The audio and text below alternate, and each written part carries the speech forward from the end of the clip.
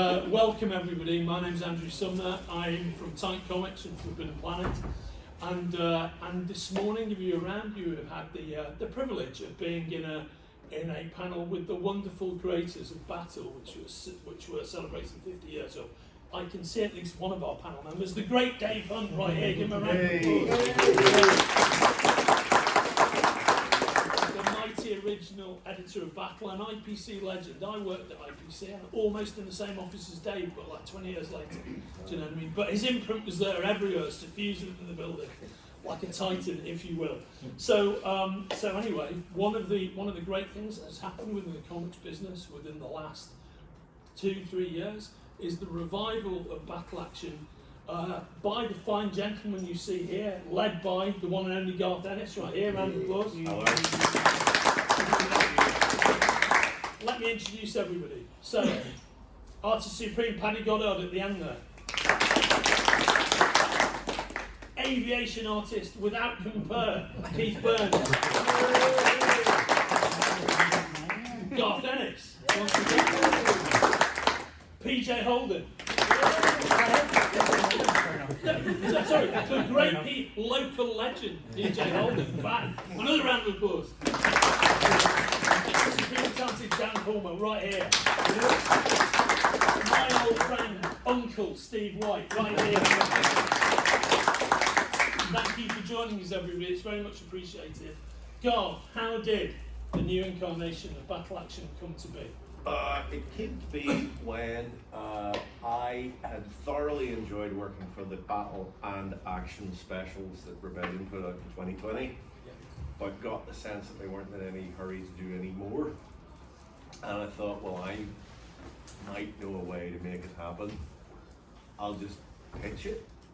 And then I began thinking about it, and I thought, well, the comic I read, I picked up at my newsagent in the late 70s and up to about 81, was actually called Battle Action, because at that point the two comics had been merged, and wouldn't that be a way to get it done? And I was talking to the Rebellion guys at the time about Hawk the Slayer, and it turned out really well, by the way, mate. Cheers. You Henry Flint. Yeah, you can't go wrong with Henry. Yeah.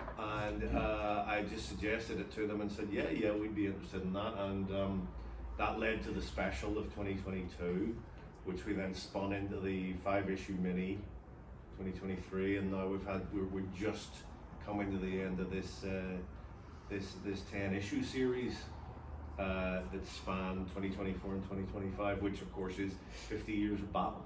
Yeah. But that's how it came about. Yeah. An amazing 50 years of battle. So it's a project that has steadily increased, in terms of its volume and its the amount of material you've produced. So it's essentially one series of publications that led to an annual start, and then we've had this last amazing 10-issue run. We'll get into the fabric of it all a bit more. Somebody I should point out, who I know is shy and retiring but incredibly talented, and we all admire, and is here in the room, is Oliver Pickles, who's the editor, who's right at the back. Give this man a round of applause. This project wouldn't exist without Rebellion's Oliver Pickles, and there he is, do you know what I mean? So he owes him a huge debt of thanks. So Garth, let's go through it kind of chronologically. That first kind of glorious reincarnation, how did you guys collectively make the selections? Who was involved with what? How did the strip list come to be? I think I picked the characters, and then Oliver and I came up with the artists together. So it was obvious that Keith was going to draw Johnny Red, because he and I had done the Titan series together. PJ was a good fit for the Sarge.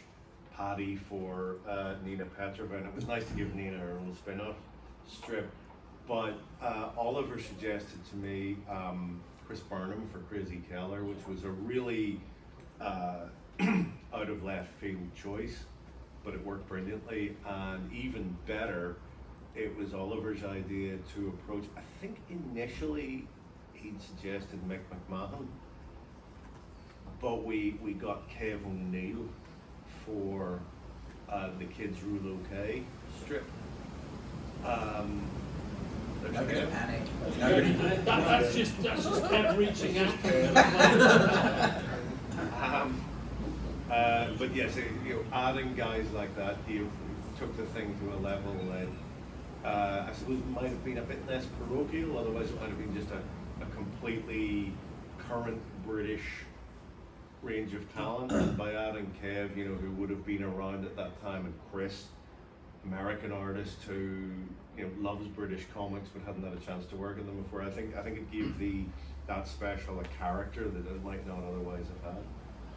Can you talk a bit about reviving as battle action rather than battle? Can you just get a bit more into the specifics of that? Yeah, I've often thought about coming up with some complete lies about how I did that thing you see in detective movies where the guy drops a photo on the floor and finds himself looking at it in a different way. And I was thinking, if I dropped the battle and action specials from 2020 on the floor by accident and they landed in such a way that that's complete shit. It really was just suddenly remembering, hey, the comic I read was called Battle Action, because when I first started reading the comic, it was the merged version, and that is the comic I read for the next 3.5 years, from the summer of '78 through to '81, when action finally disappears from the title.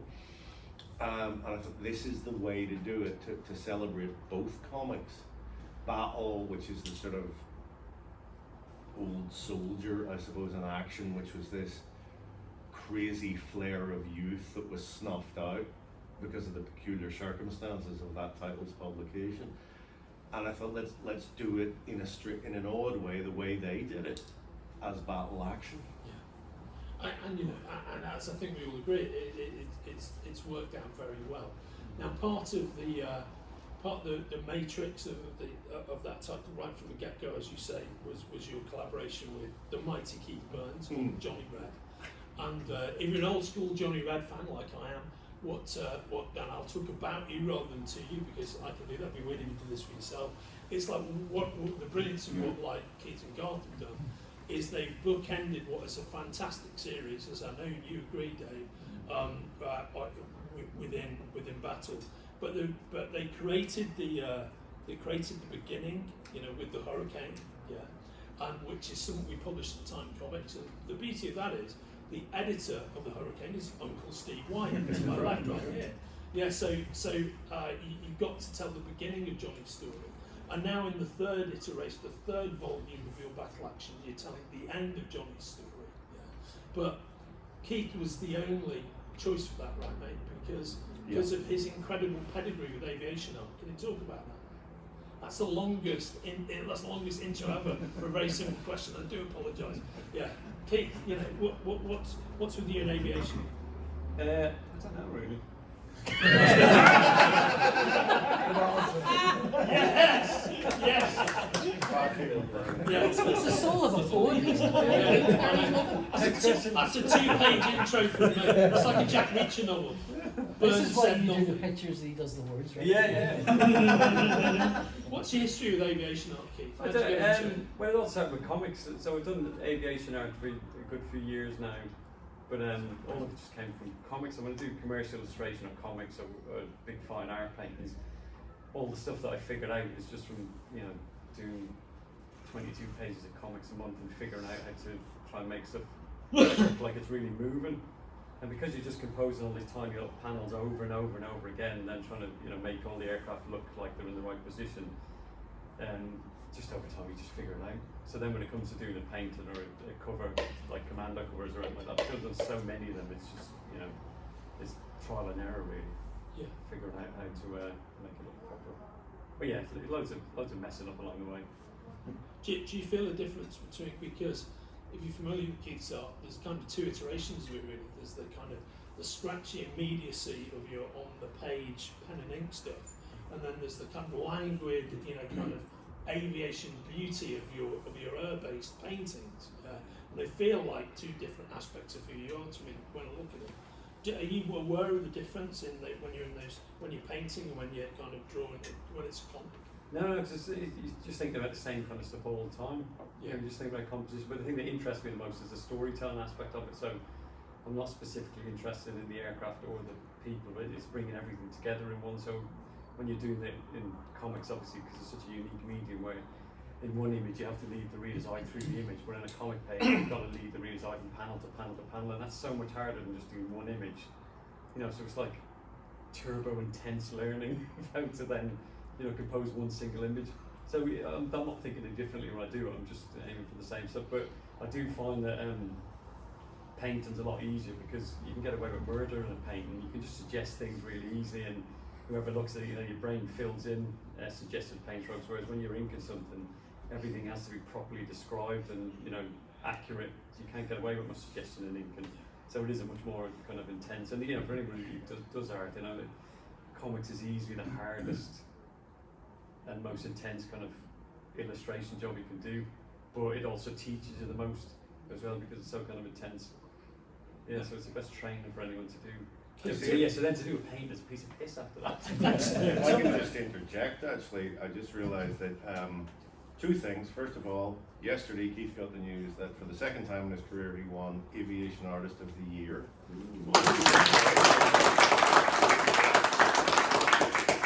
Stuff from last night keeps popping back into my mind at a certain point. I remember you got a phone call. And the other thing is that there actually, if you get that last issue of Battle Action with the Johnny Red strip, there are two instances of you doing what you just said, where you use the movement of the aircraft to actually lead the reader's eye across the page. There's Von Jurgen's last moments, and there's the flashback that sort of takes you through the entire strip. And in both cases, you actually use the movement of an aircraft to move us through the progression of images in the story, which is not bad.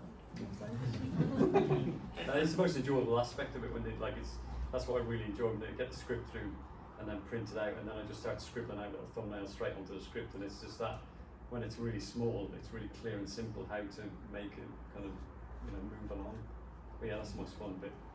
The copies of the 10th and final issue of this latest volume of Battle Action are just beginning to filter out now, and that's the kind of glorious finale of Keith and Garth's Johnny Red tale, and it's the whole issue is Johnny Red, and it has an amazing finale and a beautiful epilogue set in Liverpool, which I would thoroughly recommend. And Oliver has copies at his table. Yeah. So if you want to jump the retail queue, Oliver Pickles has them at his table for 2 days. And if you want to jump Oliver. And on that note, I was going to talk actually, I was going to do one final thing, just talk about your process with regard to the models, the OFX models, because this is fascinating to me. Talk about that, Keith. Yeah, so when I started out doing that, I figured out, you know, I need something fun for me to draw. So I started out building models for everything I was working on. But then, of course, when we started on Johnny Red, you need a ridiculous amount of models. But so it's really creating a rod for your own back, because once you start down that process, you build a model, by physically putting it together and turning it over in your hands all the time, you get to study which angles it looks most interesting from and most dynamic. But also on a nerd level, you get to know how the engine is built and how the cockpit is built. And even though you close the whole thing up and never see it again, because you've built it and studied it so much, you get a really good understanding of each aircraft. You know, I don't know whether it helps you or not, but you know, it's quite enjoyable. But then I'll take them outside into daylight and photograph them, so you get all the information you need then on that, from that image, because you get direct sunlight, you get reflected sunlight, you get dark shadows, and you know, building is to the point where you put all the markings on and the camouflage, you just got everything you need, and so it makes it a lot easier to draw. And then over 20 years of doing that, I've got kind of, you know, shelves full of stuff that have, you know, I've almost got a library of everything I need, but then your man will come along here and say, I think you're fine, we're going to draw this one, and I've got to find some other model and start. So that's the kind of whole. You do get the choice, though. I'm always like, what do you want to draw this time? Yeah. But I always think, oh yeah, I'll get to draw that for a few pages, like one panel, tiny little fella in the background. It's slightly exaggerated. Paddy, tell us about your involvement with Battle Action, mate. I've been drawing the Nina Petrova one with Torin Cornbeck. That's her. Yeah. So I've done 3 stories of her now, and so I've been able to have Johnny appear once or twice as well, so that's good fun. But it was interesting talking with Torin how much pressure she put on herself to get the script right. Yeah. Because I think I should have drawn it a long time ago. and it was almost like a year later by the time I drew it, because she wanted to do the character justice, and sort of, she stressed more on writing that 12 pages than she does on like 22 pages of Marvel stuff, she was telling me. So, but yeah, it's like, I was asked and I said, yes, please. Because I remember getting Battle Action Force, I was a bit later, so Battle Action Force was when I discovered the comic as a kid, so. What was your favourite strip back in the day? I like the Vanyo brothers, the artists, so I obviously like the Action Force ones, but I do remember Rat Pack being in there, Nightmare, I don't think Darky's Mob was in there, Sarge, possibly. But it was like, I started recognising artists because they started putting the credits in, and it's like Cam Kennedy, so I recognise that name, and you recognise the art style then, so you started looking for artists then a bit more, so. But yeah, loved it. I hear, for those of you who don't know, Tom Grumback is a mutual friend of ours and is an incredibly talented, I get this right, Norwegian writer and artist, and she does a lot of work for Marvel, very high caliber stuff, but she's really brought Nina Petrova, Johnny Red's significant other, if you will, kind of opposite number in Russian aviation to life, and the three strips have done amazing work. It's really beautiful work, Patty. Yeah, But she did that fantastic cover. Oh yeah, that's right. Like the portrait of Nina, which It's very hard to pull that off, just a headshot. Yes. To make it look as good as it. That's so hard to do, and she's got it spot on. It's a beautiful cover. I agree, Dan, with so much emotion in her look. Was that issue 8? Was that right? Yeah, it was lovely. Dan, what's been your experience with the history of Battle and your experience with Battle Action? I didn't read much of it in the day because I was quite young, but I did get the collected Nightshade, which I read and loved in one sitting. It's absolutely amazing. And then, obviously, because I'd worked with John on Rock of the Radiance and Dreads, I don't know the discussions regarding who these guys wanted to draw, but he obviously dropped my name and said I'd like to do it with him. And then he asked me, and it was an absolute honour to do that, to follow from Mike Weston's wonderful work. And it's right in my wheelhouse, I love naval stuff, so to get asked to do that, I do have to say though, if there's any planes in the script, I hate following from keys, because it doesn't matter how good you think you are, my planes look so static, and and then I'll go through the book and I see keys and say, oh my god. I'd rather just stick to ships. They're easier. Yeah, I mean, and it's we were talking about Nightshade actually this morning, weren't we, mate? And it's such a I don't think there are that many great naval comic strips. The thing is, as well, it was probably quite difficult for John because Nightshade started and it finished in back in the day, so it sank. Yeah. So when John was asked to do a couple of the first follow-up, he obviously had to pick something in between, and then he did another one, the second one in the recent issues.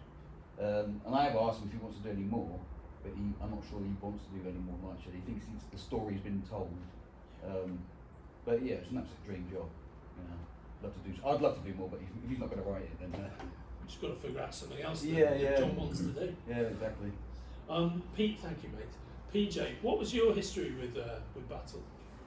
Oh, I like everyone of a certain age that read comics. I read every comic I could find, but more Warlord than Battle. Battle was a bit harder. I was a big to Warlord fan too. Yeah. But that was my favourite. But I read Warlord. But Battle's clearly better. But I was in the Warlord club.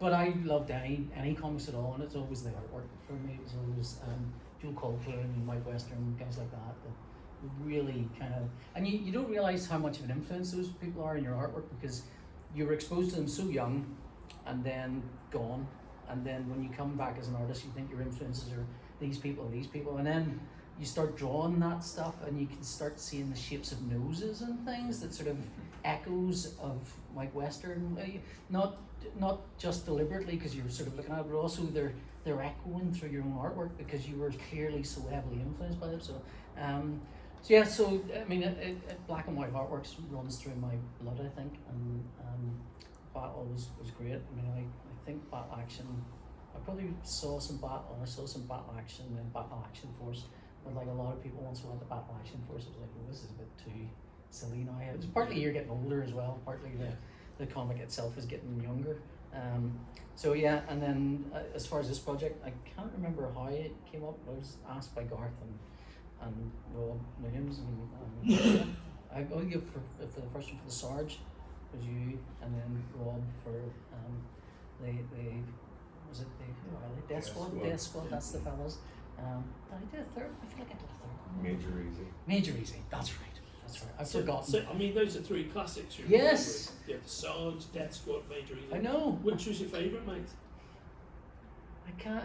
It's weird because every one of those are so strongly associated with different artists, and you're kind of looking at it and thinking, well, doing Major Easy, I'll try and give little nods to Scar in there, and that little sort of he does this outline thing, which I always think of as Mars bars, that little sort of bouncy black line and stuff.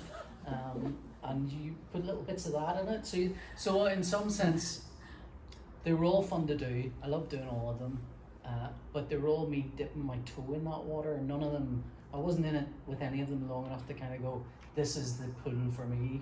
It was this is great to do. This is great to do. This is great to do. So I can't really pick one. But they're all fun to do. I mean, and it's lovely being allowed to kind of go, you can do this like it's black and white. It's not going to be black and white. It's not going to be printed on crappy old newsprint, but you can pretend it is, and that's fun. So yeah, so it was good to do. And like the writing on all of them was fantastic. You know, you're not going to get a weak one. But I think the one thing I would say is it would be nice to. They're all little adventures that had to show you that character and had to show you what made them unique in that world and at that time frame. And it would be nice to get, like, slightly envious of the Johnny Red stuff because you can get into a much longer kind of run with it and you know find your feet a lot better. Yeah, it takes a while to get used to drawing everyone, and then it's almost like you feel like you really settle into it, and then it ends. Yeah. That's when it's 12 pages. It's like I've finally got good at that, and now that's Start again with something else. Yeah. Yeah, I think that's a good point well made, mate. Garth, we touched upon Torrens writing, but can you talk a bit about the other writers that you drafted in? Because it's such an interesting lineup of people that we like and admire. Yeah. And they're very good. I mean, John Wagner was obvious, as Dan said. He was the original HMS Nightshade writer and creator. Rob Williams, Rob's a friend of mine, and I happen to know that he likes all this stuff. He likes military fiction and history, and I knew he'd be the guy to do it. I must say, I thought his El Mestizo was excellent. He and Henry make such a good team. We know this from Dread. Dan Abnett, madness not to get him in there. He's probably, you know, the best consistent writer, or the consistently best writer that Rebellion have working for them. And when it came to Hookjaw, of course, it had to be Steve, Shark master. because he loves sharks and he knows the subject inside out. And Hookjaw is one of the things that I suppose is in that particular DNA. Probably Torin, obviously, for Nina Petrova, because she goes back to the original strip with the character. Somehow in Norway she found an old copy of Battle that had a Nina episode of Johnny Red in it. So very, very obviously the right person for the job. And is that it? Have I forgotten anyone? I think I've forgotten a couple. Brian K. You may remember him. I too. Brian K. Vaughan, he's had some success. Yes, he has. Yes, Dear Pal, blackmail opportunities, basically got him in there. I just sort of thought that it's a touch of stunt casting, but at the same time, his love for British comics is genuine because he grew up on the work of people like Alan Moore and the guys who followed Alan into American comics, and Brian, being a smart, curious sort of chap, has over the years checked out where that that Alan Moore tradition comes from, and why Alan himself got interested enough in comics, and why he thought there could be a home for him, and thus 2000 AD, Halo Jones, the Iron Queen Skid. But Brian's, as I say, curious enough to sort of ask questions about what led to Alan working for 2000. Why was he interested enough in comics? And that, which takes us back to 2000 AD, which comes from action, which comes from battle. You know, these things all follow a kind of a trail. So Brian's interest in and attraction to that era of British comics is genuine, you know, and it makes him appropriate. Could you talk a bit about, because what he chose, the project he chose to get involved with is quite interesting, so do you want to flesh that out a bit more? Yeah, one of the things we realised from the second Battle Action series was that we'd gone very battle heavy. I think there were only 2 action strips in it, and Hellman, you can hardly tell the difference, really. So Oliver and I made the conscious decision to make sure that there would be equal footing for battle and action. And as Brian isn't terribly interested in war stories to begin with, it seemed like, hey, action is the way to go. So he took a look at the various strips, and that was the one that appealed to him. Of course, I'm sure many people are familiar with Why the Last Man, which is his future dystopian plague story, and very good it is too. And I think maybe in Kids Rule OK, he was possibly quite surprised to see that someone had done something like that, enough like that in comics before, and that was what put the hook in him. Yeah, nice one. Somebody's been mentioned in dispatches thus far, and his love of sharks has been mentioned. It's my favourite uncle, Steve White. We're not related, I should point out. It's just because I'm old. Yeah. And I'm older, so, but just by a very little bit. But Steve is, this is true, Steve White does love sharks, and he knows a lot about sharks. And his Instagram handle is Shark Bite Steve, right? Yeah. Sorry, mate, I'm speaking for you purely because it's an introduction. But let's take a step back to like maybe the pre-origin of this Battle Action, because as you said before, one of the things that you edited at Titan was Johnny Red the Hurricane, which Oliver and his team at Rebellion have just beautifully republished in a hardback edition, and it's a lovely edition. It's well worth getting. Can you talk a bit about that, and then we'll get into your current involvement in battle? I mean, that was kind of like, there was a little bit of an interesting story in that, because it was like pretty much the first time I really sort of seriously met Garth was at New York Comic Con, and we were...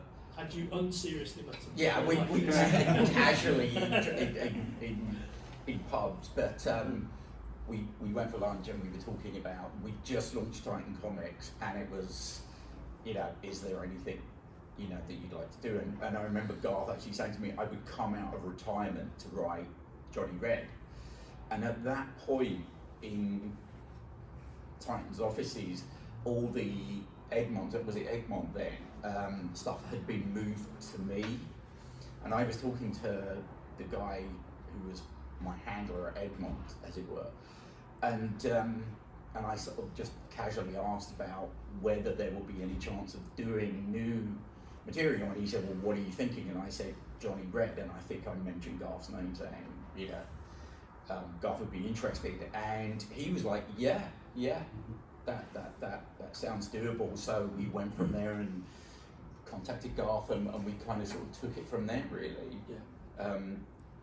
And it was great for me because I got to sort of work with Garth, and at that point, like Keith, like we could go into great depth about, you know, the particular marks of aircraft, and you know which yak are we using, and this kind of thing, and it was fantastic. And I also got to write the little backup features, which was, you know, the perfect excuse for me to sort of talk about my enthusiasm for like military aircraft and aviation and that kind of thing. So, but it was just interesting that the then follow-on conversation was that he said to me, is that the guy at Egmont said to me, is there anything else? And I said, Hookjaw.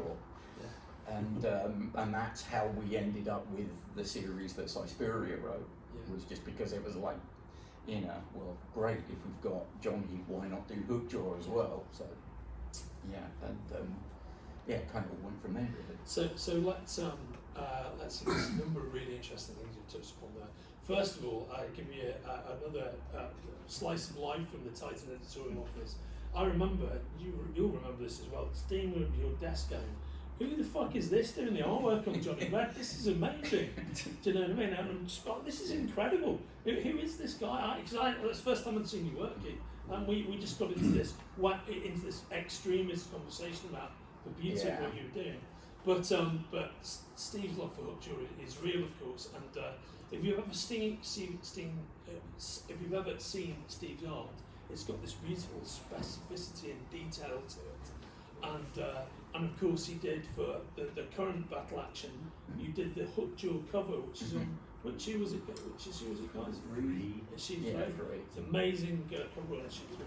What's it been like working on Hookjaw yourself? Well, it was really, Hookjaw was like my first love of comics, you know, reading action as a youngster, and particularly Ramon Sola's artwork. Of course, at that point I didn't know who he was, you know, that was before there were credits on them, and but I remember just loving his particular style of artwork. But it was also because, you know, I'd at that point become fascinated by sharks because of seeing Jaws, and I went through the whole thing that so many people did of being, you know, having that horrified fascination that then became a sort of, you know, a deeper interest. I remember buying a book called Shark Attack that had been reissued. It was written by a guy named H. David Baldridge, who was a member of the US Navy who had been asked to look into shark attacks and develop a shark repellent for the US Navy, and he produced this huge report that had then been turned into a paperback that had been reissued, and I just was like, oh my god, this is absolutely terrifying, I love it, you know, all these horrific stories of shark attack. But yeah, and then, you know, Hookjaw sort of bought into that in a big way for me, and yeah, I just started drawing, you know, copying Ramon's artwork, and it kind of went from there, really. Have you seen how calm and collected Steve is about copying sharks? We also happened upon the title of your autobiography, which is A Horrified Fascination that became a deeper interest. My Life as a Shark Runner by Steve White. So, you know, actually, working on Hookjaw itself just must have felt amazing. Yeah, it was that sort of thing when I got the email from, like, Ollie and Garth saying, do you want to write a Hookjaw? And it's like, let me think about it for like half a second, you know. But it was just kind of interesting because it's just like, you know, what can you do that's interesting that hasn't been done before, you know. And that was kind of the difficult. The funny thing was that the first permutation of the plot that I did, like Hookjaw didn't kill anyone, and like Garth came back and was just like, I know that you're being the sort of great woke shark kind of thing. And it's like you didn't say that. Yeah, he didn't say that. He didn't say that. But I felt that maybe I was being a little too. Yes, I'm being sort of. I'm too in keeping with current thinking, you know. So it's just like, yeah, okay, go back.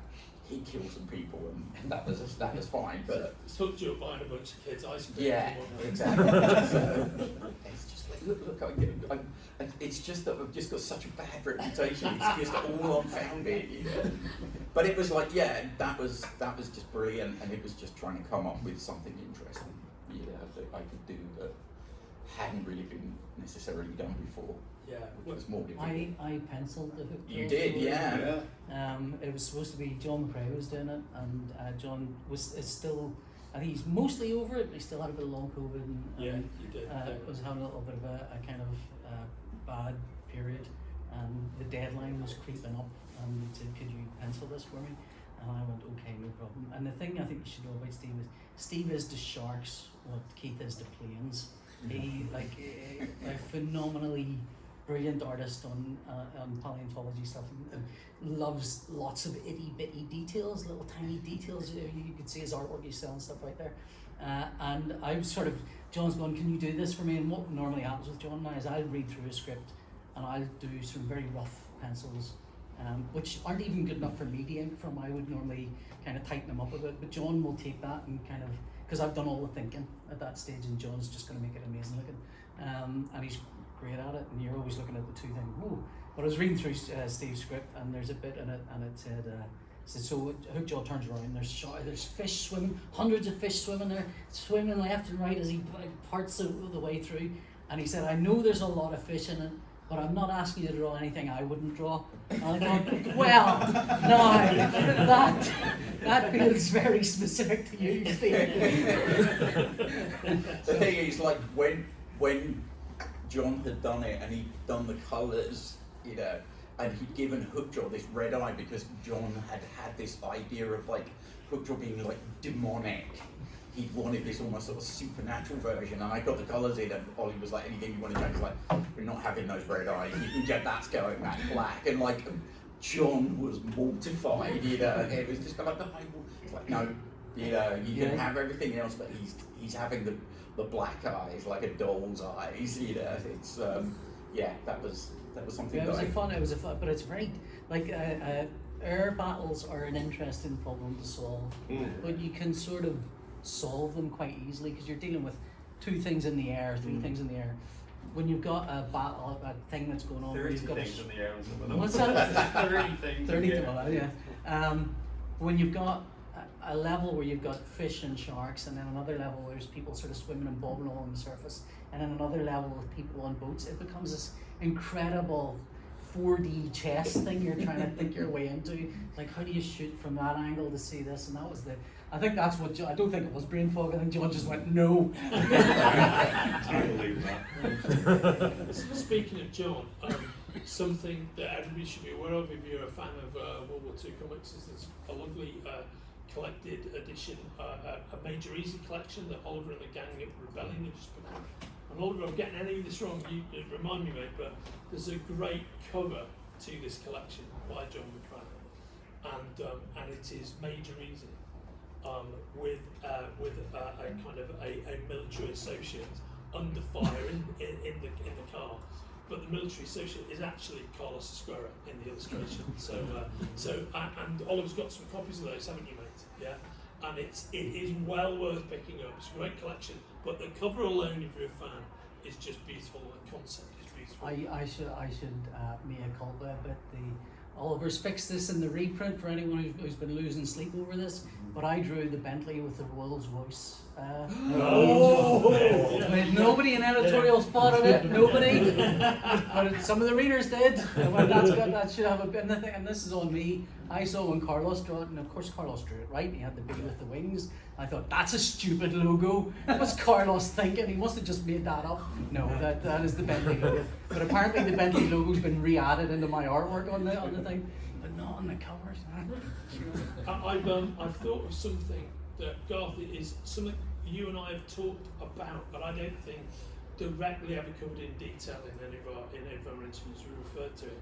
So I'm just going to mention it real quick because it's a bit of a secret origin for this entire project. It's not related. You'll get where I'm coming from. When I first met Garth, which was about 25 years ago, I was a publisher at IPC then. I used to publish Loaded magazine, if you remember that. Gone much missed, worked on music titles, but I was responsible for the comics portfolio because then in the early 20s I was the only person left publishing at IPC who really loved comics. Yeah, and so we published a bunch of books with DC that we were then associated with because at that point IPC was owned by Time Warner and DC Comics were owned by Time Warner. So we published some, Bob Wayne at DC Comics published some new stuff from Scott from Wildstorm. And the most successful of those books creatively was a book by Garth and Colin Wilson, and it was a revival of a character you will remember, Dave, Battle of Britain. So Garth did a new and very creatively successful version of Battle Britain, and that is that you can. The UK edition was published by Titan, where I now work.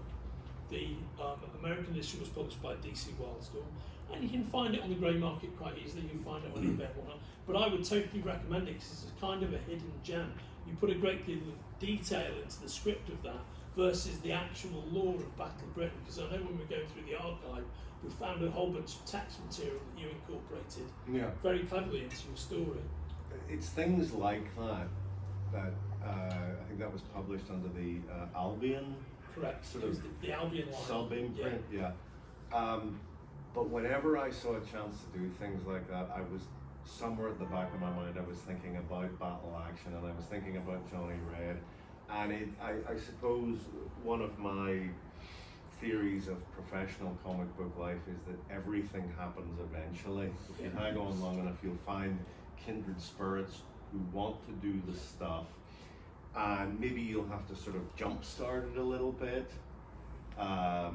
Maybe you'll start out with reprints, as Johnny Red, Titan did the Johnny Red reprints. I wrote the introductions for it, but it sort of lights the fuse.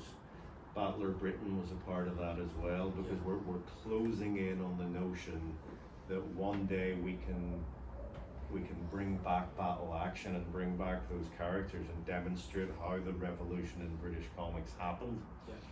But it always relies on individuals, people who just remember that stuff and go, yeah, there's life in that, yeah.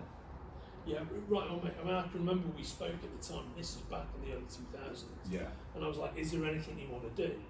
And do you, and you're like, well, I'd love to do Johnny Red. I'm like, because the way it worked is we didn't have the rights at that point to anything that was first published after 1970. That was with Egmont. And I'm like, we don't have Johnny Red. I love Johnny Red, but we can't do it. And then you were like, what about Battle of Britain? It's like, well, we can do that. And the reason I'm mentioning this is Oliver, you know, at some point, like you've done with Titans, Johnny Red, that Battle of Britain, I believe, should have a nice hardback edition. So that is your mission, should you choose to accept it. You're filming, so I can't say. Yeah. He's nodding, you know. So Garth, why war comics? Because, you know, you're so attached to war comics as a war. It's what I grew up with. Because of a peculiar quirk of distribution in the part of Northern Ireland I grew up in, it was very hard to get your hands on American superhero comics or their British reprints with any kind of coherence. You saw them from time to time, but what you could get week in, week out was 2000 AD, and what at the time was battle action. You got that in your newsagent and you picked it up every week, and that was enough to get your teeth into it. I think you and John McRae, both living sort of nearer the middle of Belfast, went to shops that had, and again, I think he newsagents. definitely got back. He more definitely American did. comics. I never could find any. And he also had a certain fanatical dedication to cycling all over the place trying to. But again, it's newsagents. It's not what we now understand as comic shops. So living a little further out, I'm just not seeing that American superhero tradition that I think dominates most people in comics careers. But it all comes down to what you knew as a kid, and what I knew as a kid was 2000 AD and battle action. Battle action is mostly a war comic. At some point, my tiny 8-year-old brain gloms onto the fact that these are stories based on things that happened at one point in real life. The movies of the era certainly don't hurt.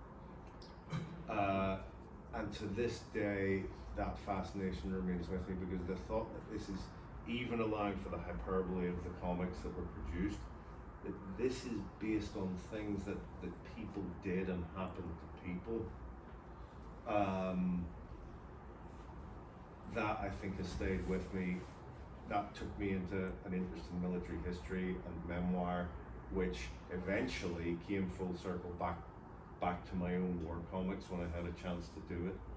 I finished Preacher around about the turn of the century, and DC Vertigo said, essentially, we'll do anything you want. Now, whatever it is you want to do next, we'll do it. And I said, war comics? And they said, yay.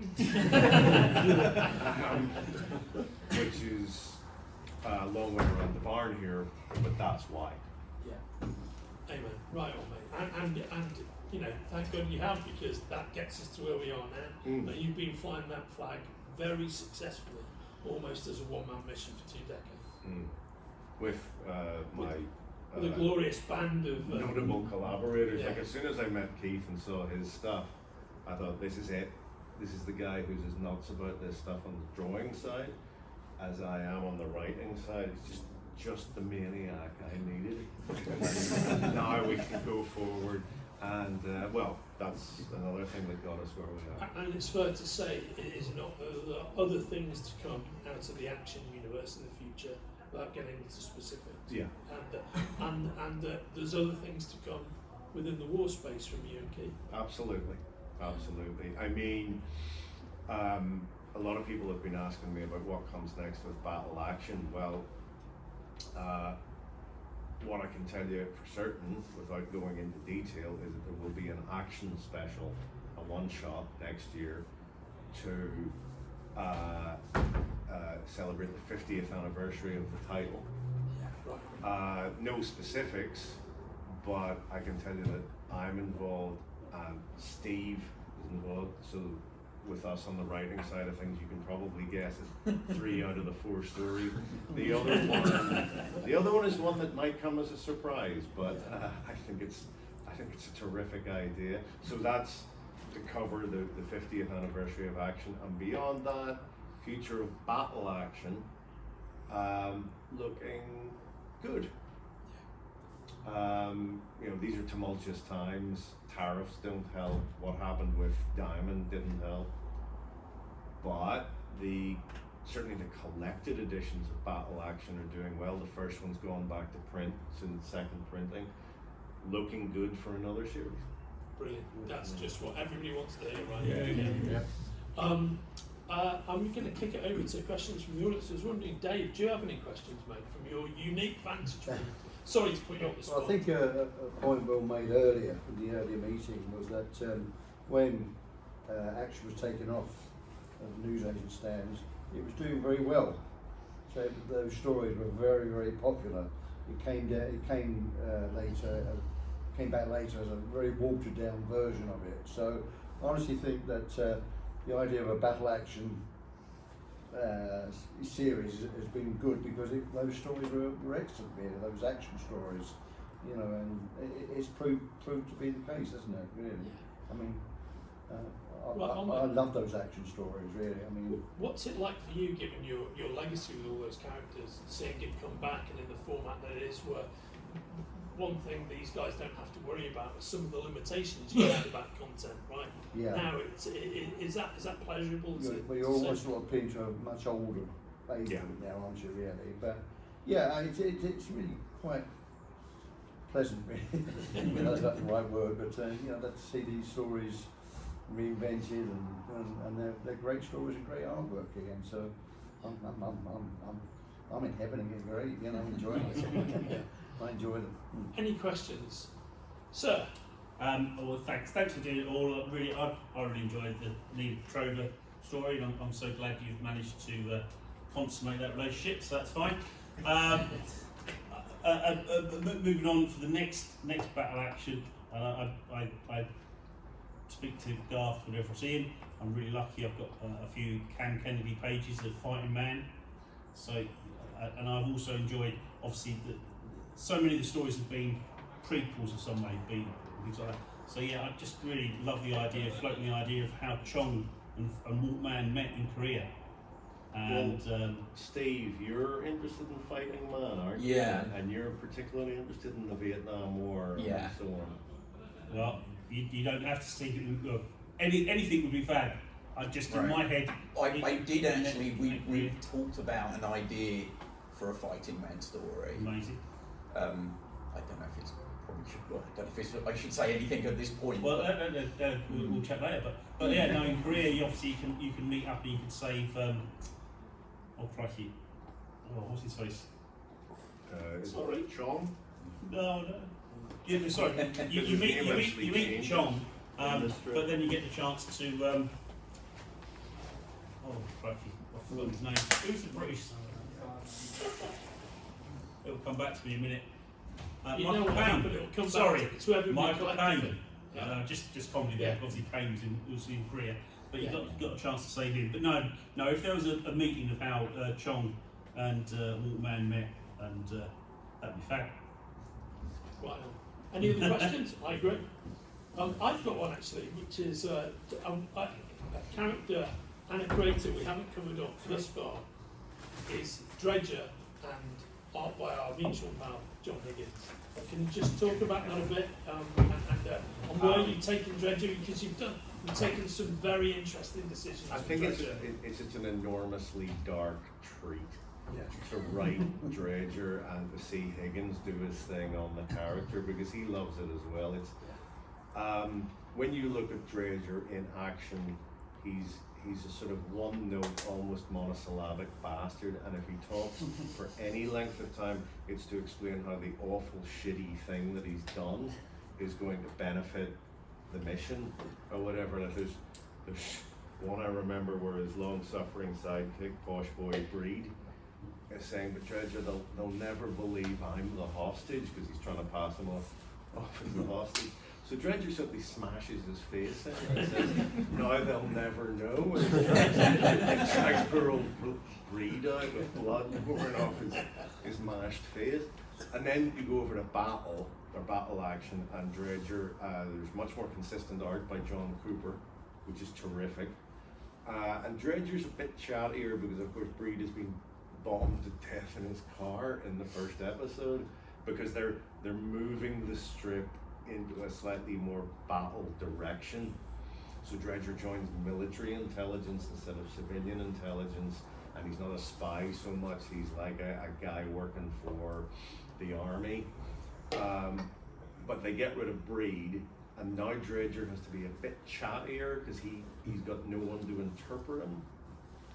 Not for nothing, if people pointed out that the other action character Dredger is most like is Hookjaw. Because he needs someone to explain and interpret what it is that he's doing, because he doesn't speak much for himself, but in the battle version he does. And I think that's the one I took my lead from. And John, I think Higgins is simply doing a wonderful job. I mean, there's the action and the violence and the brutality and all the dirty stuff, but there's also that man's head of hair. On the covers in particular, where John gets to do full colour, and it's like, look at that man's hair. Which is fascinating, because you ever meet Higgins, his hair is shaved to the bone, there's no hair on the top, but it's just amazing. But he's almost rubbing his hands together with a glue. Oh yeah, he gets to draw things that no one else gives him. Yeah, absolutely right. Well, what better place to end on than the great John Higgins? So you have been watching Paddy, Keith, Garth, PJ, Dan and Steve and the glorious Battle Action crew. If you're enjoying watching Forbidden Planet TV and you're enjoying watching us talk to the world's most interesting and accomplished filmmakers, authors, artists, musicians, creators, subscribe right here. See you soon.